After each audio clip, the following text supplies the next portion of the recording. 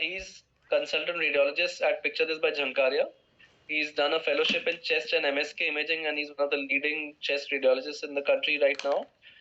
He was also the REF scholar and won the REF Radiology Review Course quiz in 2014. And he's the founding member and treasurer of the Society of Chest Imaging and Interventions. I always get confused whether to call it as SCI or SCI or I don't know what, but SCII. Yeah, SCI. Okay, SCI. And he's of course authored a lot of chapters and journal articles, including the one in the IRI textbook. So pleasure to have you, Parang, and he's going to show interactive cases. And we also are joined by two Aishwaryas from KEM Hospital. Both of us are KEM, so we are very happy that two residents from KEM are taking the cases. So thank you so much for joining, Aishwaryas. Parang, the floor is all yours. Let me stop the screen share and make you the host. Yeah. Okay, thank you so much. Thank you, Akshay, for the kind introduction. It is always a pleasure to be part of Cafe Röntgen series. And today, as it is a Saturday, we will be doing a case-based discussion. And we all have everybody from KEM right now on the panel, so that's also another great. But I think the stakes are also very high then. Okay, so yeah, so I guess both of you are ready. I think I can now see two of you also joined in as a two panelists. So okay, so one by one, because how should I address you? Means when I want to talk to one of you and then the other, that's my challenge. So how are we going to differentiate the two of you?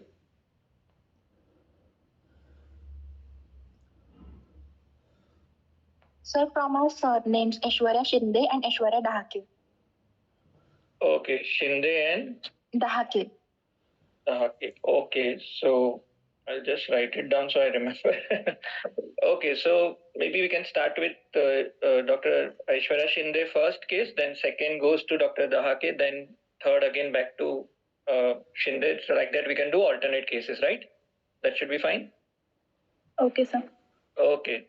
So today, as the topic is for the chest cases, so I have not restricted to one particular thing like just interstitial lung disease or just vascular or anything. I've tried to get 5 main cases from different pathology that we commonly encounter both in the practice as well as in the exam. And there are multiple additional cases also, like supplementary cases also, which are more or less similar or related to them, or they are a very close differential. So that way, actually, we are going to see, I think, almost 18 to 20. Is my screen seen as a full screen now? The OSIRIX window? Yes, sir. Right? Okay. So now I'm going to show one after the other. So this is a contrast CT chest study. So first I'll show the lung windows in 3D and then the contrast, okay?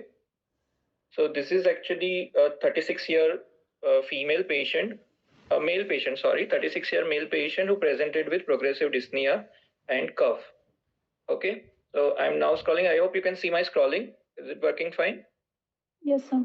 Right now. Okay, so I'm going in a craniocaudal direction.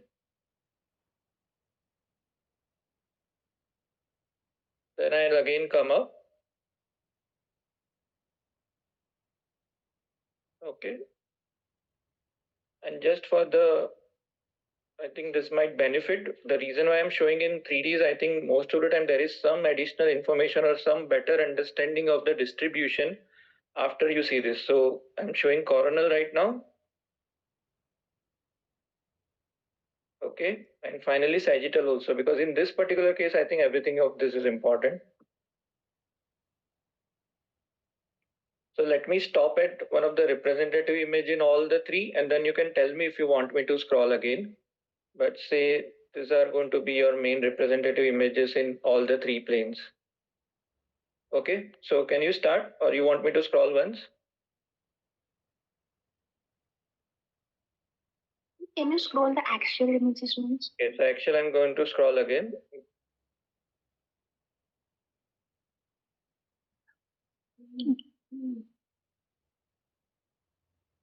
So there are bronchocentric nodule along the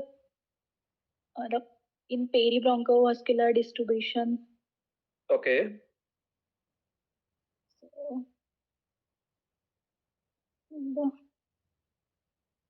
Okay, so first of all, you said peribronchovascular and you started with bronchocentric. Both are different, right? So when you're talking about the distribution, there are three. Right now, you're talking the distribution with respect to the secondary pulmonary lobule. So you can have bronchocentric, or you can have peribronchovascular, or what we otherwise also call as perilymphatic, or you can have subpleural, right? So both of them cannot be together, bronchocentric or peribronchovascular. Which one are you going to say? Or both. peribronchovascular. Yeah, you can have mixed pattern, but is there mix or just one of the two? Peribronchovascular. So mainly peribronchovascular, Yes. right? And anything subpleural or particularly fissural. So if the reason why I'm showing there is a septal thickening. Yes. Not septal, fissural. So if you see, this is your right side. So this is your minor fissure. This is your major fissure. So can you see the nodularity along the fissures also? So that's why I'm putting coronal and sagittal, because it is better seen on them.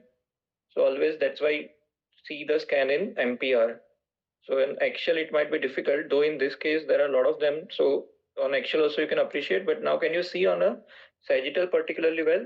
Let me remove the crosshair to see it better. Yeah, can you see this, all the nodules along the minor and major fissure?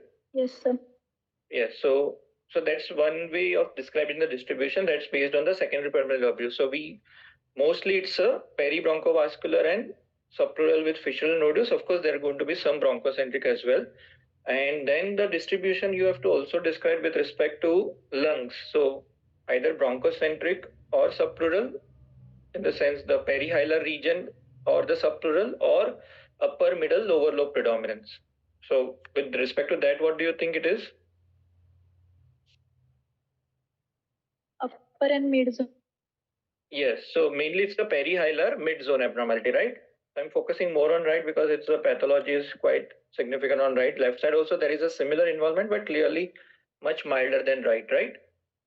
So that's what it is. So what will you summarize the findings as?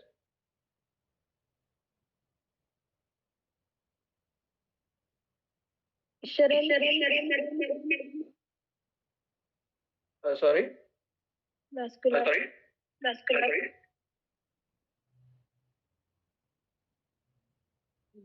Okay, I think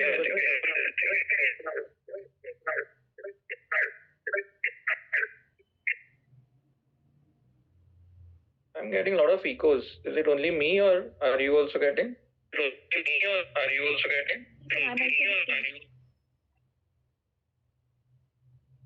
Okay, so now I'm showing the contrast also.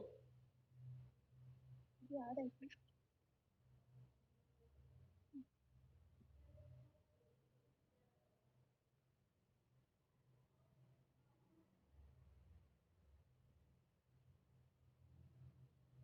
Okay, so I'm stopping here. So what do you see mainly?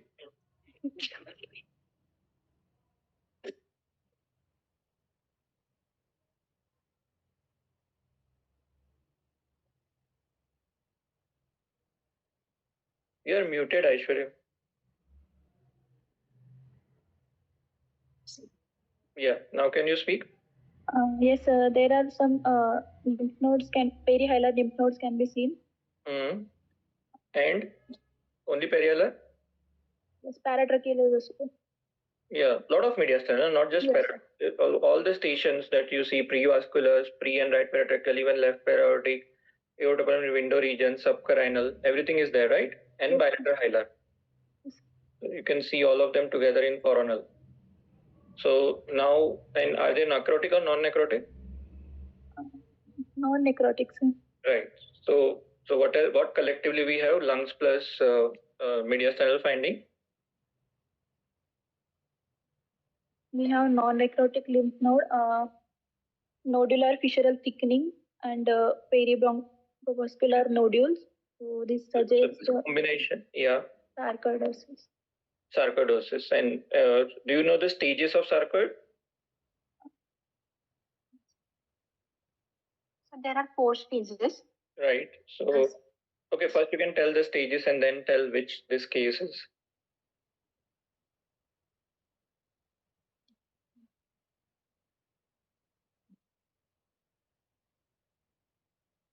Sir, in this case, there is both lung involvement and the lymph nodal involvement.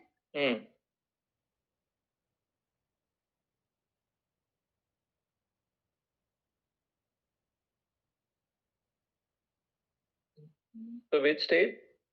Stage 3. Stage 3. Okay.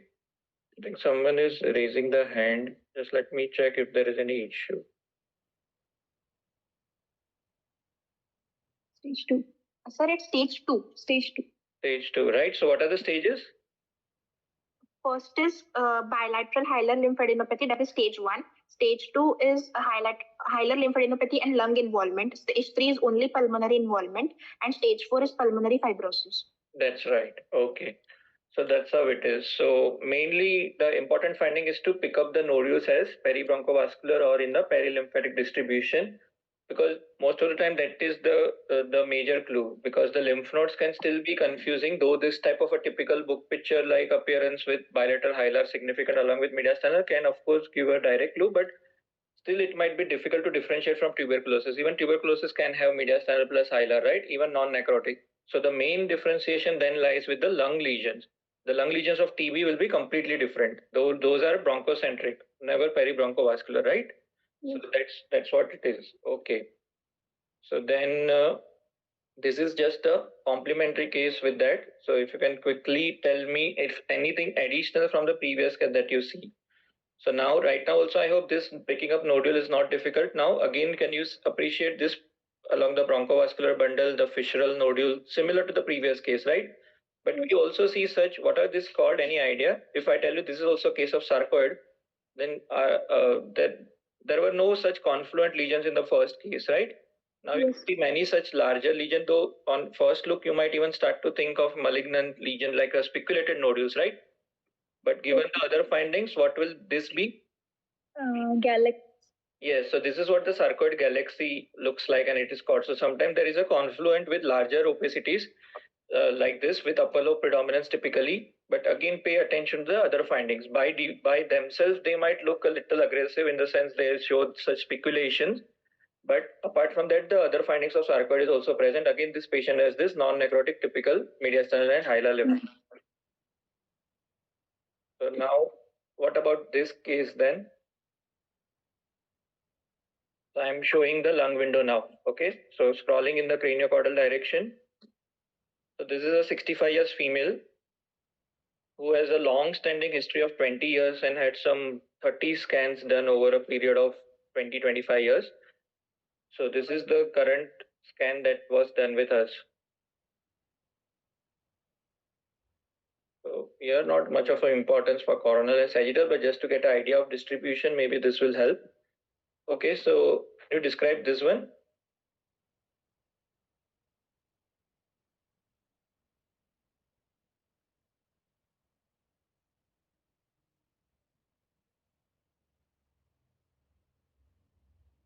Yeah, Dr. Aishwarya Shinde, go ahead, please.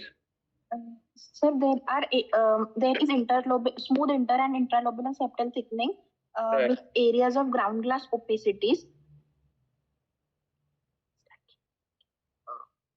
Okay, distribution. More in the upper lobes. Yeah, little more in upper lobe. Okay, and central or peripheral? Or both? If you see here, the Sag and Core will help you for all the distribution related. So you were right about the upper lobe more involved than lower lobe. You can clearly see on sagittal, and on coronal, this will tell you that there is a both involvement, right? There is a central also as well as peripheral. So what will be the pattern? Again, don't. This will not be the case like previous where you can jump to the pinpoint diagnosis, but what will you call this pattern as? Yeah.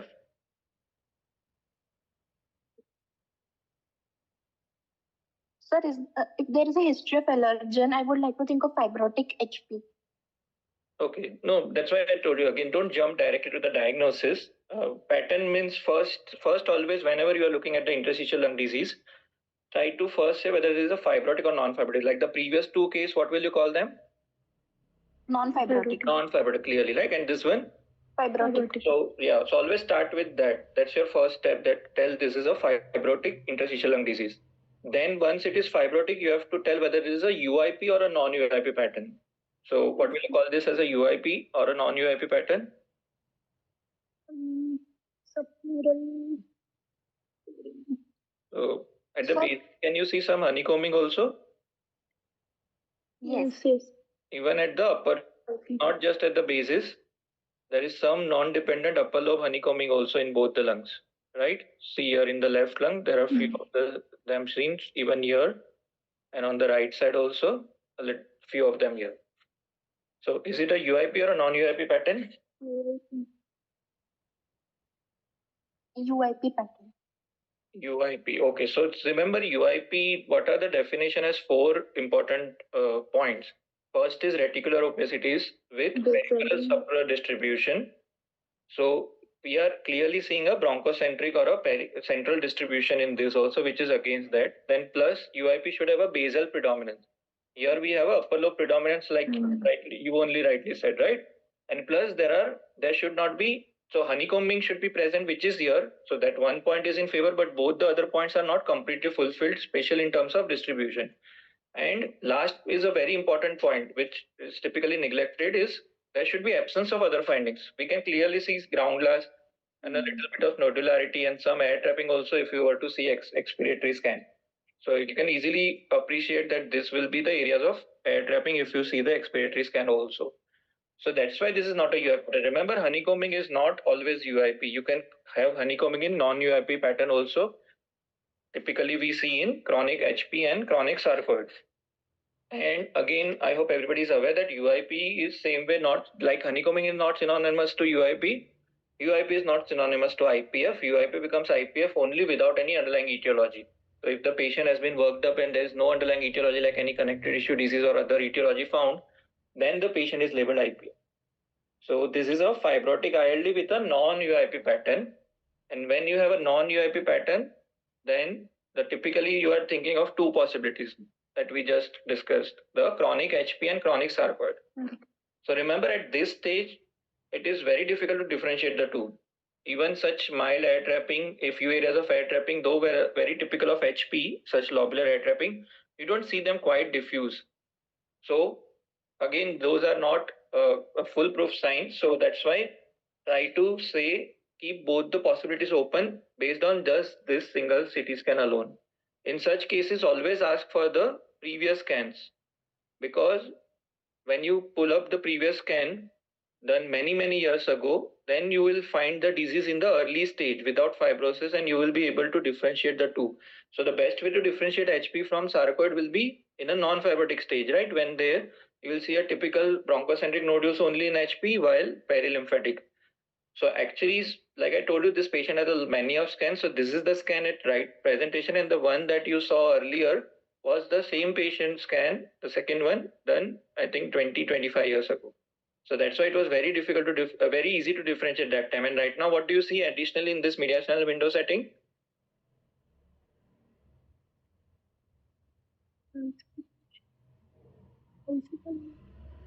Yes, so calcified lymph nodes. Any particular characteristic? Calcification, are they not? Huh?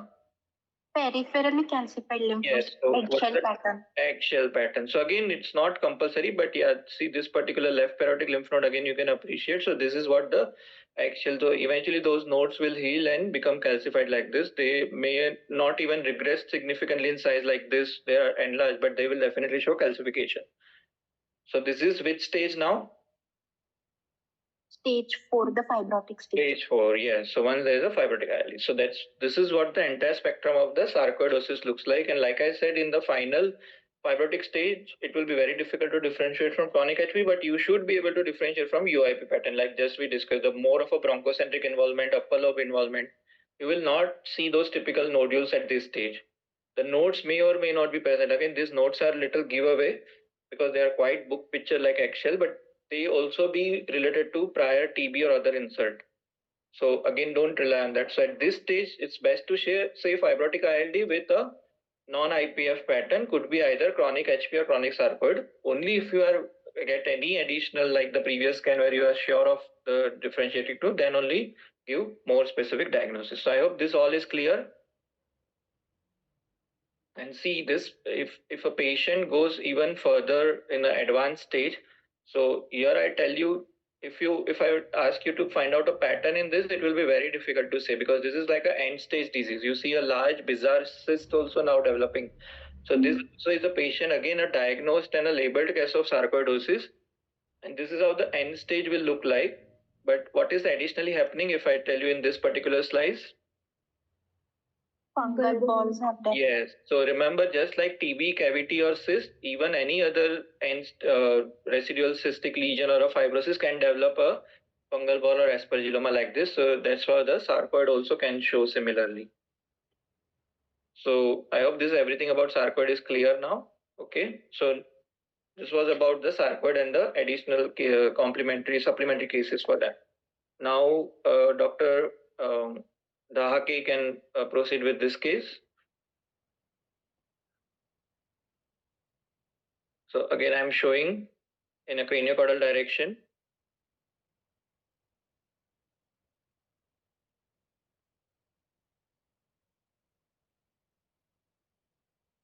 Again, going up.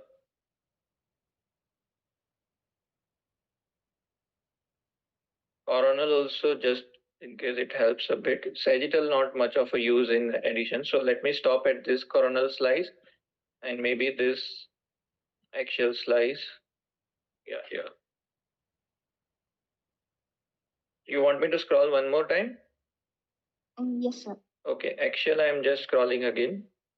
So this patient again is a 65 years male patient, and there's one particular history that I have to withhold right now.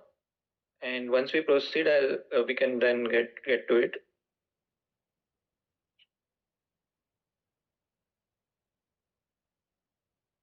So yeah. So if I stop you here to see something in the coronal and then other thing in axial, can you just describe the findings right now? Again, don't jump to the diagnosis. It's okay. We will need additional discussion and things. So right now, what do you think?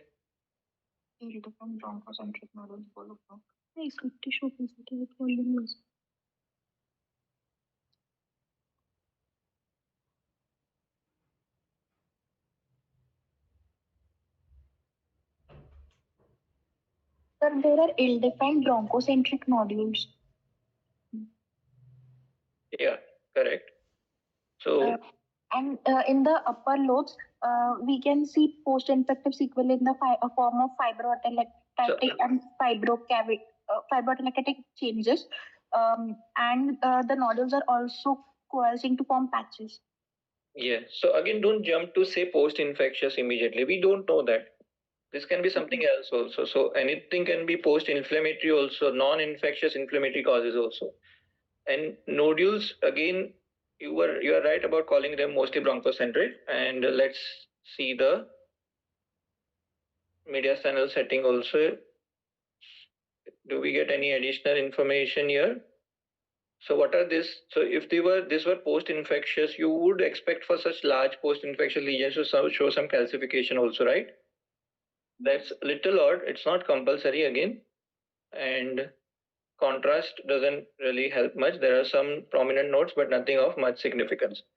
So again, coming back to this, so this is a 65-year male patient who had a long-standing history, but for more than 15 years. But suddenly, in last couple of years, there has been a severe worsening of both dyspnea and cough. So that's how we presented. And so once you see this, so what else this can be? If I tell you this is not post-infectious, what else this can be? This bronchocentric large lesion that you have seen, particularly in the upper lobes and also in the superior segment of the right lower lobe. Given that additionally you see such nodules also. Sir, considering the extrapulmonary nodes, I would think of silicosis. Yeah. So a couple of things here. So first of all, these nodules, how are looking they're different from the previous nodules that we saw? Apart from the distribution, can you see, appreciate on the lung mirror that they are appearing high density and more discrete? So that's also one thing. They may not show calcification. So that's why we just had a look at the soft tissue window in the plane to see if they are calcified, but they are high density. And plus like you rightly said, so next thing that you should consider was silicosis. For that, what will be the additional step that you need? What will you ask? Occupational history. Yes, so you have so remember, silicosis is an occupational lung disease, and no matter how good book picture you see, unless and until you get the definite silica exposure history, you cannot label as a silicosis. Remember that. So because there are a lot of other implication also once this becomes an occupational disease, right? So that's why always ask for yourself and get the history. If you do not get at all, then only you then please leave it there, saying that please check for the silica exposure history for considering silicosis. If you don't get a definite history, don't label directly. Okay, and then in this context, so this patient had a history of silica exposure. He was working with sandblasting. So what will then this be? What will you call this then? Opacities, large opacities as? PMF. Yes, PMF, progressive massive fibrosis. So that's why I told you don't jump to call anything post-infection. In fact, this is a very typical distribution, bilaterally almost symmetrical in posterior segments of upper lobes and superior segments of lower lobes. The moment you see them, first think of this silicosis, or even sarcoidosis can also show PMF similarly. And rather than thinking of post-infectious or post-TB sequelae. And then of course you have additional stigmata for here for this silicosis, and then you will get the history. So that's how they will proceed. So again, a more of a complementary case only with the previous one, but not sarcoid, right? So one more also, you can only take Dr. Aishwarya Dake. This, what do you see here? Just describe the pattern first. So this is a very uniform appearance. So I'll just scroll one for you. Okay. Up again. So how will you describe this if I just keep this slices only? So I think in our corner sagittal you get the fair idea. So randomly distributed, Yeah. same sized nodules. Yes, correct. So what will you call them? The nodules as?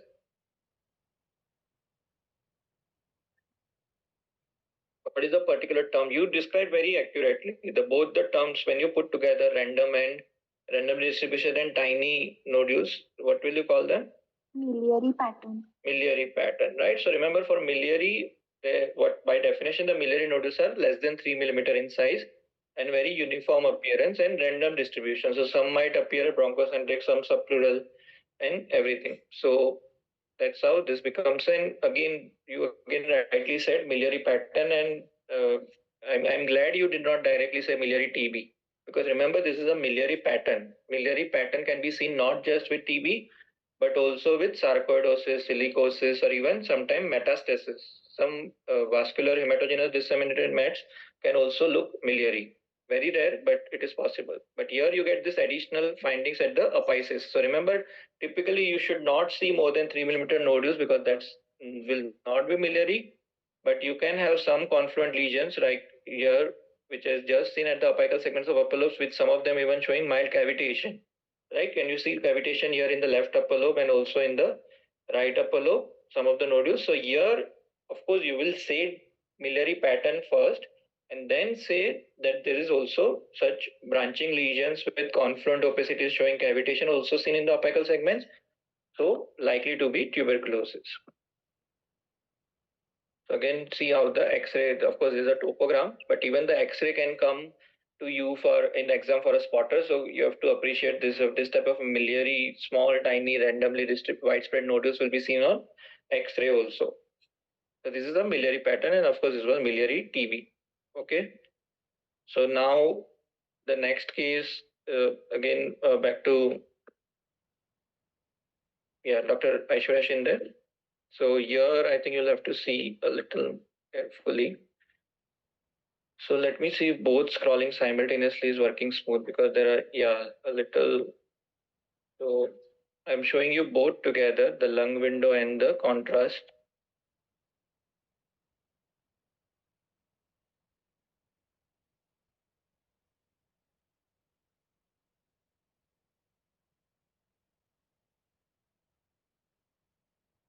Okay, so just pay attention to the lungs and bronchi only. There is nothing in mediastinum, pleura, chest wall outside, and in fact nothing on the left lung also. So we are just focusing right now on the right lung and right bronchi. So if I stop here, first of all, what is the gross finding here? Complete right lung. Yes, it's completely destroyed, right? Atelectasis and destruction. Okay, so the moment you see consolidation or atelectasis, the next important step which you have to do immediately is to trace the proximal bronchus, whether it is patent or there is a obstructive lesion. So that's always a step whenever you see atelectasis or even consolidation. And it's always a good idea to describe also saying there is a atelectasis or a consolidation seen in so and so segment with normal proximal bronchi. So that's how you also yourself ensure that you always check for them, and you are conveying also the same in your report that you have not missed out of checking the proximal bronchi. So here what is happening to the proximal bronchus? Is there anything?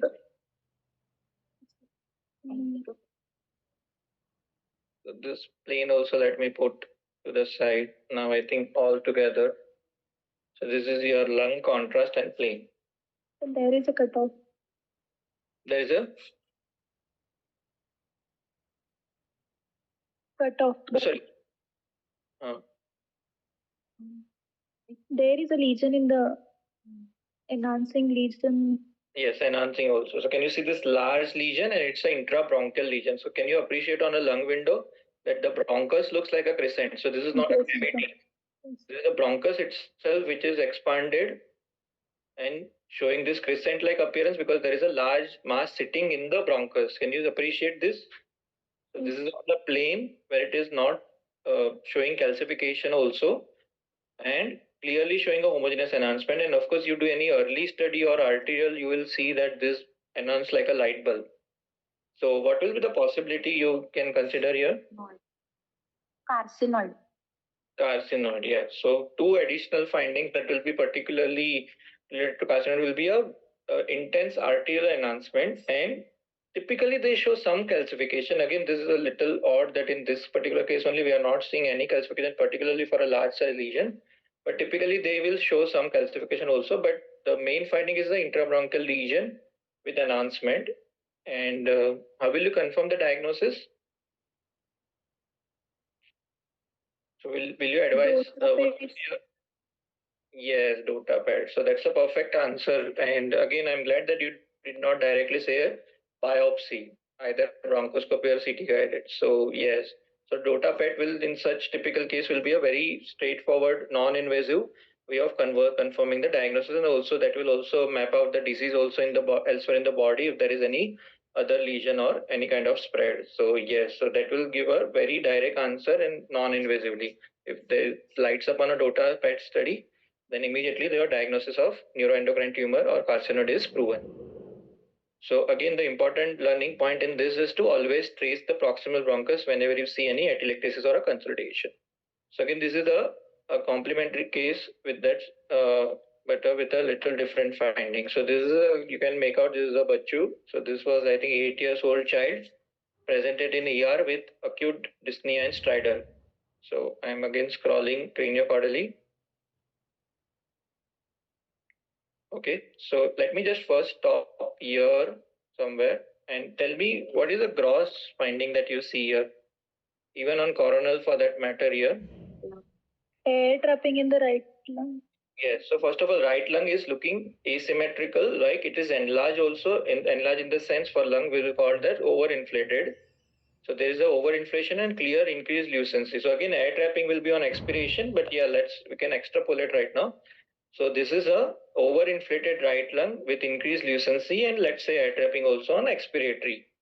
So again, just like the previous case I told you, whenever you see consolidation or atelectasis, always pay attention to the proximal bronchus. Same way, particularly in children, if there is a asymmetry with one lung looking more lucent and overinflated, always check the proximal bronchus for foreign body or foreign body. So remember, the side, lucent side is abnormal side, not the one with normal or a apparent ground glass or a high density side. The lucent side is the abnormal. So if we go there, can you see anything? yes, sir. Yes, yeah. So even that will be more, okay, I don't have a separate windows, but yeah, this was on soft tissue. You can clearly see this is in the bronchus, right? Bronchus. Yes, so this was a whistle, I think some kind of a toy whistle. So this was what it's stuck in the right mainstem bronchus and also bulging in the bronchus intermedius. So again, this will be also expected to pick up on X-ray also, same finding. Anytime in a X-ray, particularly in a pediatric with this kind of a presentation, any one side looking more lucent, always look for any proximal bronchus foreign body. So again, this is a similar case. Now the difference is more apparent, right? As compared to the previous scan, now you can see the more of a lucency here as compared to the left lung. The here, I don't think so anybody will ever miss out that the right lung is overinflated and showing air trapping or an increased lucency. The previous scan was a little subtle, but yes, again we appreciate that there is a proximal bronchus foreign body lodged in the same region, right? This one was, I think, a peanut, but yeah, these are both proven cases with bronchoscopic removal done immediately. So again, the main important point, always trace the proximal bronchi. Now we go on to the next case. Again, I think X-ray, not much of importance. So again, you can only go ahead. Oh, I'm sorry, I forgot to pull up the plane contrast today. I think this is just the plane. But since we are looking at this, first we saw the carcinoid and stuff. I think we can just briefly discuss this case. Because we don't have a contrast, I don't think so we'll be able to go in much of a discussion. But yeah, what is the gross finding?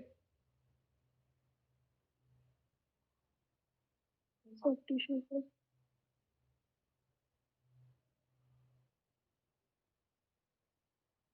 So there is clearly a large mass, right? Again, anything particular for this location? What will you call this mass in this region? A mass at Pancoast tumor. Pancoast tumor. So for Pancoast, again, that's why we don't have a contrast. But can you appreciate all the osteolysis and erosions that you see in the vertebrae and the ribs? In the bone window, it's very apparent now, right? This left half of the vertebra, both body and the posterior elements, even this first rib is entirely gone. Second rib is also showing quite a lot of involvement. And there will be a pleural involvement, plus there was clear subclavian vessels involvement. So you will also have subclavian vessels involvement in Pancoast, and plus if you do a good MRI, you will also pick up brachial plexus involvement. So all of them put together is the components of a Pancoast tumor. Okay, so keeping that in mind, what do you think of this case? So again, now we can, last previous one were taken by Dr. Shinde, right? So now Dr. Dahake, can you do this case? Okay. Again, scrolling will be a little slower when I put all together because there are all high resolution thin sections. But let me put them all together and then we can always scroll one by one also.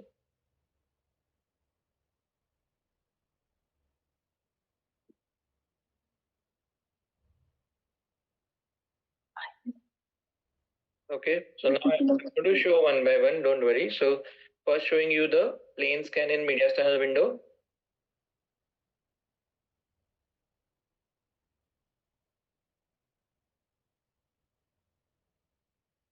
Okay, then showing the contrast. So keep that in mind what you saw in plane.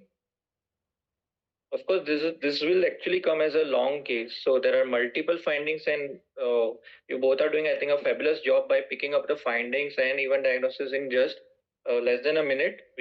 While reporting also, we take at least 10 to 15 minutes for such cases. So that's absolutely fine.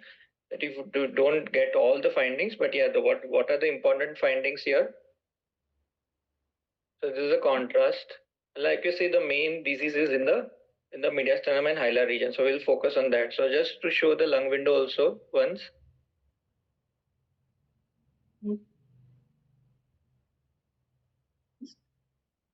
Okay. Let me stop all together at one particular thing. The important at the level of where the all major findings are present together. Okay. And putting all together so that it becomes a little easier. So what do you think is happening? What are the important findings that you see? You can start with the mediastinum and finding, then we go to the lungs.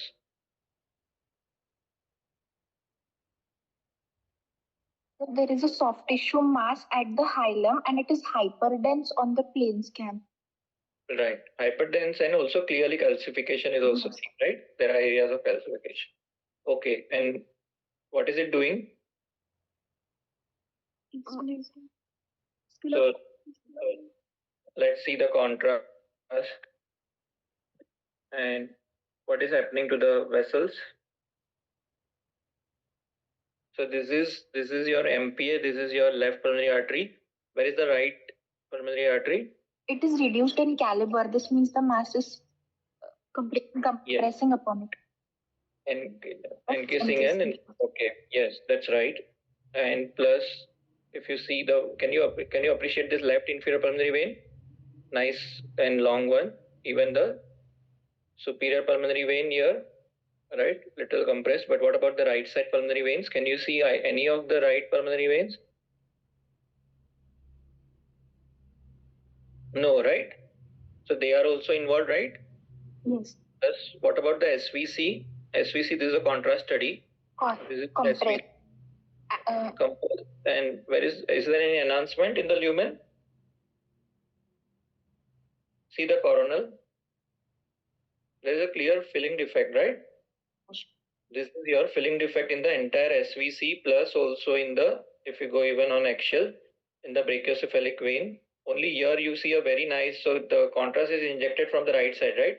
So this brachiocephalic vein is densely opacified and it's just showing like a cutoff here. It is not opacifying the distal right brachiocephalic and the SVC. So they are clearly thrombosed. So this is your intraluminal filling defect in the thrombosed part. And plus you see this circumferential similar soft tissue like you saw down below in the mediastinum and hilar region, the hyperdense soft tissue with calcification. So it is extending from this to also extending along the SVC. Okay. So there is a clear vascular involvement, and let's now see the bronchi also. So how about the bronchial involvement? So what is happening to the right main stem bronchus, the upper lobe bronchus intermedius, middle lobe bronchus?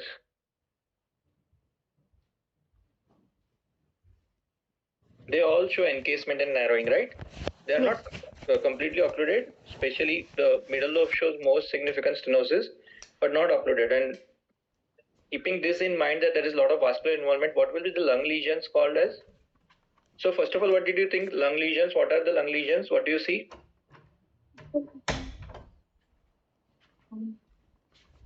So that is, what is the main finding in the lungs? Is this fibrosis?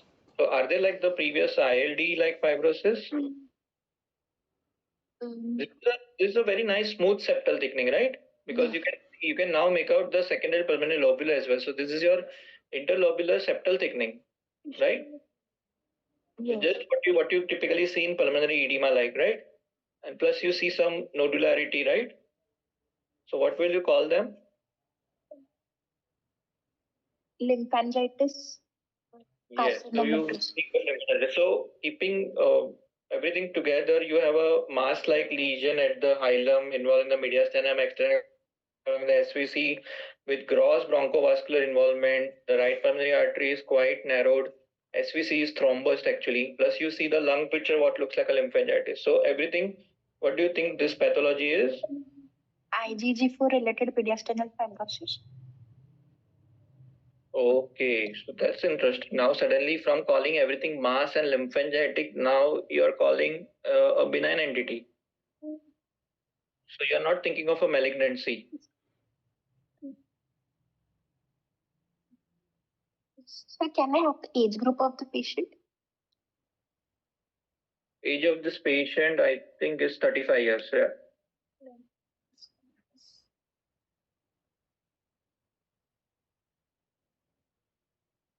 So no, you might be right also, but I'm just wondering because initially you said lymphangitic spread of the disease. So lymphangitic doesn't happen in benign, right? And once you say lymphangitic spread, then you are clearly labeling as a malignant disease. And now you are saying mediastinal fibrosis, which is a benign entity, right? So what do you think? Is benign or malignant?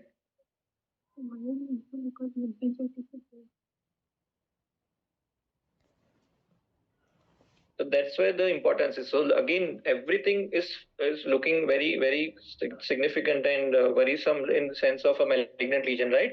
The clue was to on the plain scan where you see such hyperdense soft tissue. Remember, the malignancy will not show such hyperdensity and calcification. There will be something which is involvement, which is showing calcification or hyperdensity, but not like this where you see the entire lesion showing hyperdensity and calcification.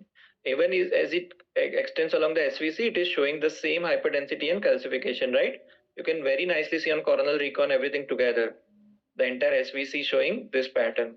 So this is what the mediastinal fibrosis looks like. And again, you said IgG4. Remember, there are a number of etiology for mediastinal fibrosis, starting from the simplest and commonest being just TB or any post-infectious. So again, IgG4 will be out of question to diagnose. You have to know the multisystemic involvement. If you have the knowledge of the other lesions, pancreas or other vascular involvement, or even on the lungs, you see such nodules and ground glass halo, etc. So that's how you then further go. But here the main purpose is to first of all pick up all these signs to say that there is an aggressive lesion but not malignant, and to call this as a mediastinal fibrosis or a fibrosing mediastinitis. So for that, the only and the important clue is to see the plain scan. So if you don't have the plain scan or you don't see plain scan, you will directly call this as a malignancy and lymphadentic and everything. So that's how also what will the lung lesions now, what you said on look like a lymphadentic spread will now become.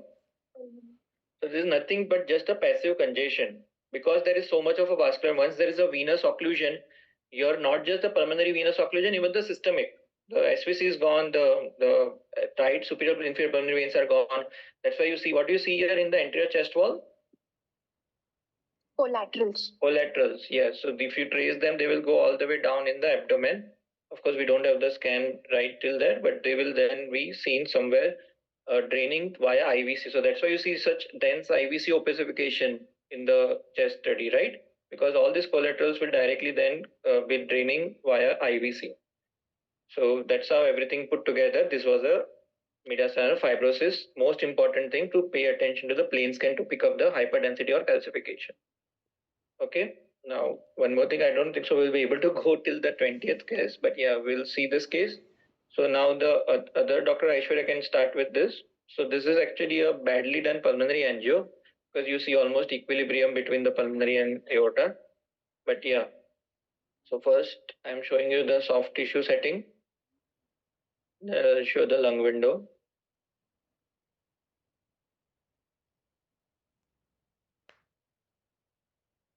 So here, what is the gross finding? Right pleural effusion. Right. Yeah, gross right pleural effusion and mild left pleural effusion also, right? At the base you see. Now lung window, what do you see?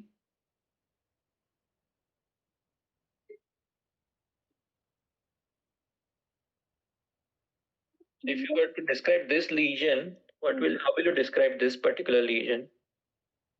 I'm showing in all the three planes also, in case that helps, right?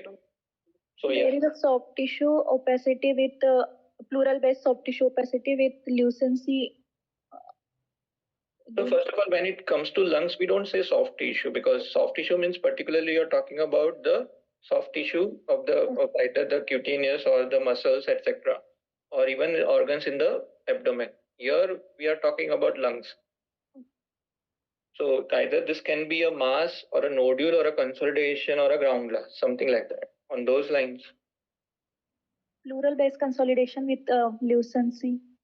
Yes, lucency. So that's important. And plus, any particular orientation of this? Wish. Yeah. You were rightly saying something. Wish. Wedge shape. So that's what the two important things I wanted you to pick up is one, this kind of appearance. So for that, always also see on a soft tissue setting. So what does it look like? They look like a cavitation. Bubbly lucency. Bubble. Okay, I think you already know what it is. So yeah, you're going on the right path. And plus you see some necrotic also, right? Yeah. So yes, so those two important signs. So whenever you see a peripheral lesion, and actually only peripheral lesions, so if you see this patient doesn't have the other typical consolidation anywhere bronchocentric or elsewhere. So when you see just the peripheral lesion, always pay attention to two things, whether it looks like a wedge shape. Remember, on eggshell, it may not be always easy. Here, though it looks like a little wedge on eggshell also, but sagittal and coronal will show this wedge appearance very nicely, pointing towards the vessel. And then you'll also see on a soft tissue to pick up this bubble lucencies. You see the small, what looks like cavitation, but if it was a cavitation on the axial, lung window, you will directly see the air density. But here you see more of a ground glass, and here you can appreciate on a soft tissue setting something like a bubbles lucencies. Then what will be the next step to see? Sorry? Segmental arterial thrombosis. Yeah, proximal pulmonary artery supplying to it. So what is happening to this? So this is the branch. What is happening? There is a filling defect. There is clear filling defect, right? Though this is not a nicely done angio, but see the coronal, and I will do a little MIP also. Mm-hmm. And you see the filling defect, linear filling defect directly going to this wedge opacity. Yes. So without MIP also, you can appreciate along the entire length.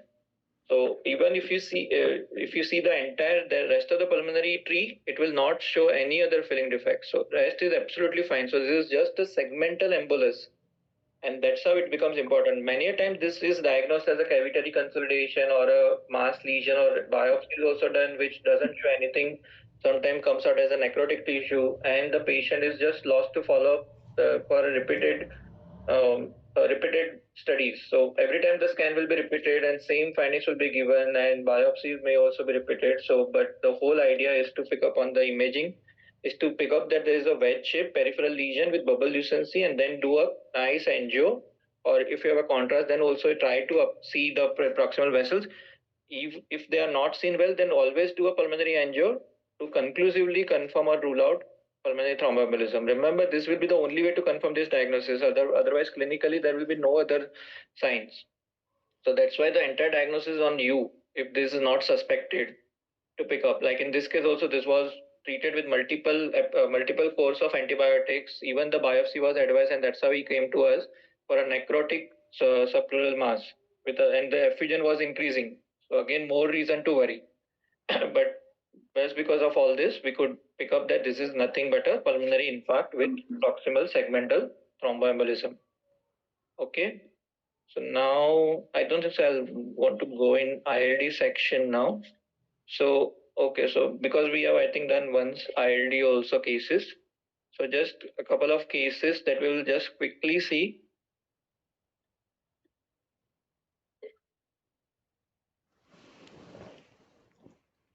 So what is a gross finding? Just they are all uniform disease, so we don't have to get into distribution or multiple description. Just main finding is here. Mosaic attenuation. Yes, so there is mosaic attenuation and ground glass, right? A lot of ground glass and air trapping also. Again, you will see the expiratory also to whether this is actually air trapping or a normal lung. Remember, when there is a air trapping, the other part of the lung will look ground glass anyway. So you have to differentiate whether there is a ground glass or it is a normal lung. Same way, if there is a ground glass, the rest of the lung will naturally start to look like there is a air trapping, but it can be normal also. So that's why you have to see expiratory. On expiratory, if the gradient increases, that is, this black area become more blacker, then only it confirms that this is a air trapping. Otherwise, this can be a normal lung. So actually, this was the case. So once you do the expiratory, you'll know that this is not increasing in efficiency. So this is not air trapping. This is just a normal lung. The abnormal part is the ground glass. Same way, if it was the other way around, you see more of a confirmed air trapping, more lucency here, while the ground glass doesn't change, and then becomes a normal lung. So here it was the other way around. There was a no further increased lucency on expiratory, no air trapping. This was a diffuse ground glass. So just keep that in mind and see the other case also. Both of them have the same diagnosis, but here it becomes a little more apparent, right? So now I think you are very convinced that this will be ground glass only rather than any air trapping, right? So what do you just think of it when you see such diffuse ground glass? So remember, ground glass is a very, very non-specific sign. And then to proceed with the diagnosis or differential just on the imaging will be actually impossible. You have to go to the history.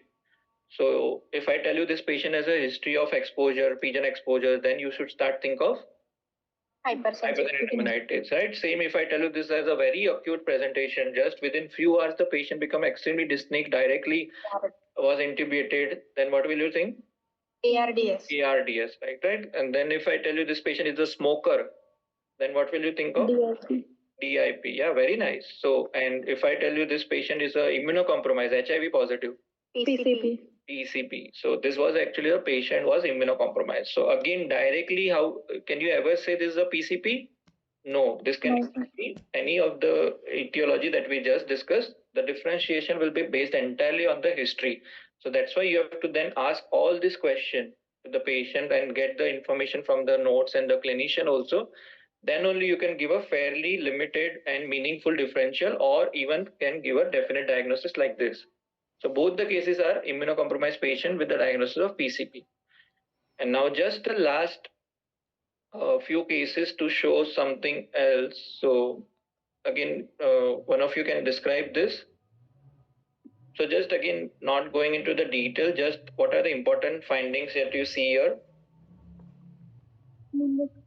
A large pneumothorax and cavity, Yeah. With what is this? air fluid level. Right. So now what is happening here also? Yes. Subcutaneous emphysema. Then emphysema. And what is happening to the ribs? Fractures, multiple rib fractures. Yes. So this particular fracture actually is a trauma.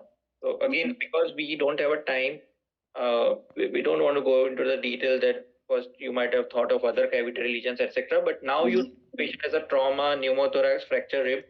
What are these lesions?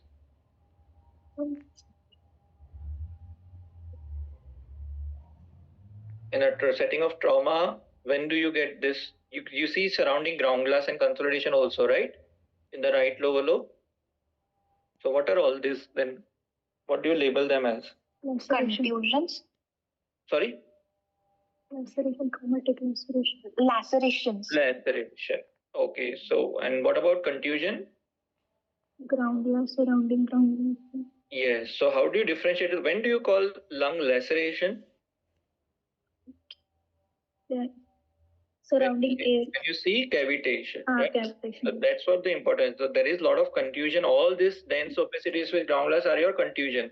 But this all with cavitation are your laceration. So remember always in our trauma, I think I have a couple of more cases also similar. They will be again see such large cavitation developing in the ground glass. So that's your laceration. You also see again the same finding of trauma. And sometimes the contusion may be very large part and such small cavitation will only be seen.